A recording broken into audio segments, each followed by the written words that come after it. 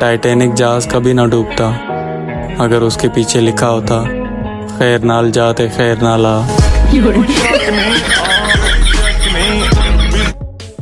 एक पाकिस्तानी से एक अंग्रेज ने पूछा, तुम्हारी आजकल की जनरेशन सारा दिन मोबाइल हाथ में लिए बैठी रहती है, ये सारा दिन आखिर करती क्या है? तो पाकिस्तानी ने आगे जवाब दिया, ये मोदी को तंग करती रहती है मीम्स बना बना। आजकल की पाकिस्तानी जनरेशन फौजगी पर शादी का माहौल बना देती है, जंग पर ये ईद का माहौल बना देती है, क्या कहे बंदा। तो दुबई एयर शो में इंडिया के जहाज का ऑयल लीक हो गया है, पूरी दुनिया में इंडिया की बदनामी हो गई है, पाकिस्तानियों को मीम्स बनाने का फिर से मौका मिल गया। पाकिस्तानियों की ऐसी फनी वीडियो लेकर हाजिर हुए हैं। मेरा नाम है प्रकाश, मैं मरना नहीं चाहता। पाकिस्तान की आर्मी बहुत खतरनाक है, वो हमें नहीं छोड़ेगी।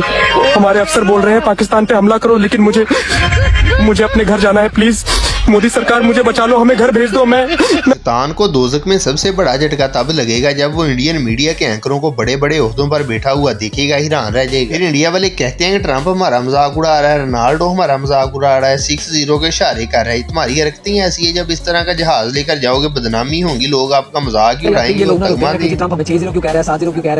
दुबई में शो है यार, दुबई में पूरी दुनिया से एयरफोर्सेस आ रही हैं, पाकिस्तान भी आ रहा है, आप लोगों को पता है कि आपका रैली भी आ रहा है, ठीक है। और अभी रिसेंटली आपकी उनसे जंग हुई है और उसे लीक जहाज लेता है, उसे जहाज उन्होंने खलोता लीक हो गया, पाकिस्तान का जहाज ना खलोते ने, उसे जहाज इन्होंने लीक हो गया। फिर होते हैं कि जी हमने तो पता नहीं क्या, फिर कहते हैं हमारे तरफ फेल नहीं गिरे, हम तो नहीं गिरे।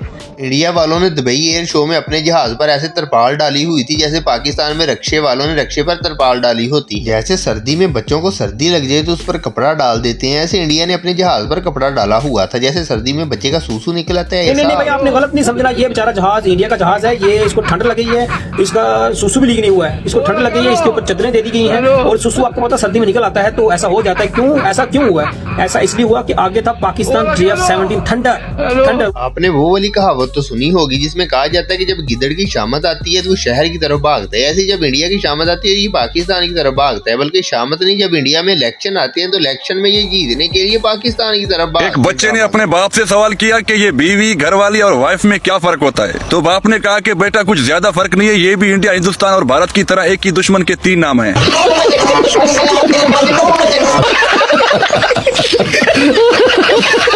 ले फिर जरा इसकी बात सुन ले, ये इंडिया का मेजर है, ये गोबर आरिया सॉरी गौरव आरिया, इसको मिर्चें लगी हैं। मिर्चें इस बात की लगी है कि 5th जनरेशन के जहाज अभी इन्होंने 12 साल बाद बनाने शुरू करने हैं, लेकिन चाइना ने पाकिस्तान को 5th जनरेशन के फाइटर दे भी दिए। इस बात से ये बंदा बड़ा परेशान हो गया है।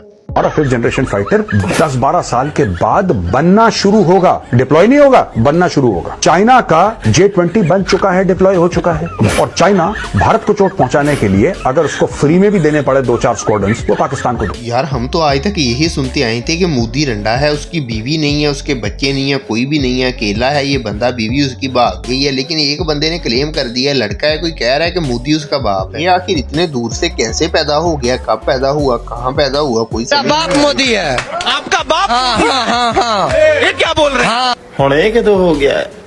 ਤੁਸੀਂ ਤਾਂ ਮੈਨੂੰ ਕਹਿੰਦੇ ਮੋਦੀ ਛੜਾਇਆ।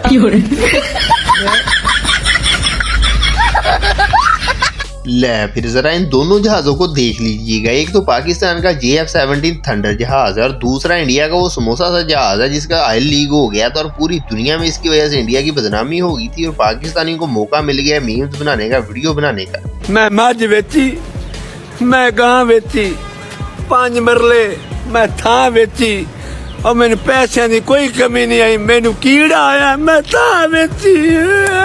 वो साडी जिंदगी है। तो पाकिस्तानी कौम बड़ी उदास सी बैठी हुई है, कोई मसरूफियत नहीं है, वेली है। तो बहुत सारी कौम की ये सोच है किसी न किसी तरह से यार इंडिया के साथ जंग लग जाए। तो जंग के लिए पाकिस्तानियों ने जो तैयारियां की हुई हैं वो आपको दिखाते हैं, ये वीडियो देखिएगा, इससे आपको पता चलेगा क्या तैयारी की है पाकिस्तानियों ने। खबर च दस रहे हैं इंडिया फिर जंग लाने लगा वा, तो ला लवे ला लेने आ, सानू केड़ा लड़ने नहीं आंदी। अच्छा जी चलो जी, जंग लगन फेर लगी, इंडिया नु चले गई उठी, हुणे ना तू जंग लावी, कुटांगे फेर लम्मा पा, हाय हाय जंग लगन फेर लगी।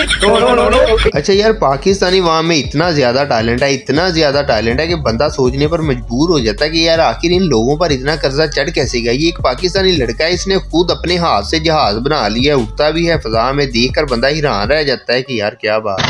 भाई हमने घर में प्लेन बनाया है, अब इसकी टेस्टिंग कर रहे हैं, देखते हैं क्या करता है। बिस्मिल्लाह, अल्लाह अकबर। ओए ऊपर चला गया, माशाल्लाह, सच में उड़ गया भाई।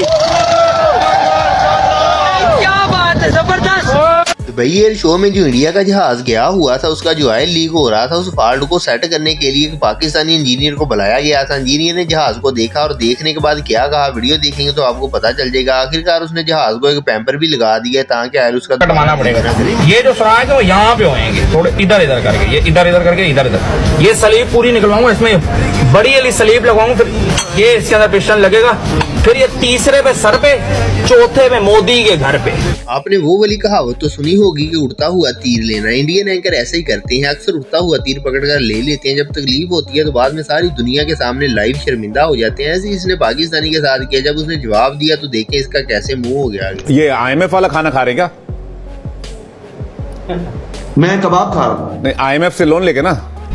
नहीं, गौ माता का कबाब खा रहा हूँ। नहीं, इस तरह की बकवास बातें मत कीजिए। गौ माता की IMF से लोन लेके खा रहे होंगे आप, बकवास बात कर रहे हैं गौ माता का। चलो हम पाकिस्तानियों ने तो इंडिया के जहाज तबाह किए थे इसलिए हम इंडिया का मजाक उड़ाते हैं, मीम्स बनाते हैं, 6-0 के इशारे भी करते हैं, लेकिन इन लोगों को आखिर किसने बताया सारी दुनिया इंडिया के पीछे पड़ गई है, इंडिया का मजाक उड़ा रही है और इंडिया वालों को मुंह छुपाने की जगह नहीं मिल रही। इतने ढीठ हैं ये शर्मिंदा भी नहीं हो रहे।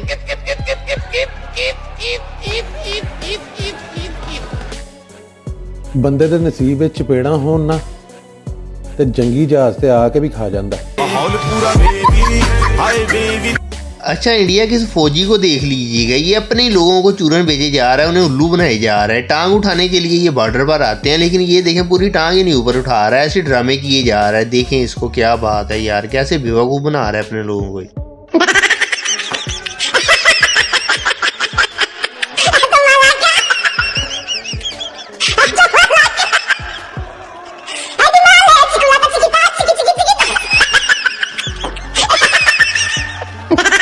गोदी मीडिया के एक एंकर ने टीवी की नौकरी छोड़ी और वकालत का पेशा इख्तियार कर लिया। पहले ही उसके पास केस आ गया, केस लड़ने के लिए वो अदालत में जज के पास गया। जज के पास जाकर उसने इतने झूठ बोले, इतने झूठ बोले, इतने झूठ बोले, जज ने मुल्ज़िम को छोड़ा और उसे पकड़कर फांसी पे लटका दिया।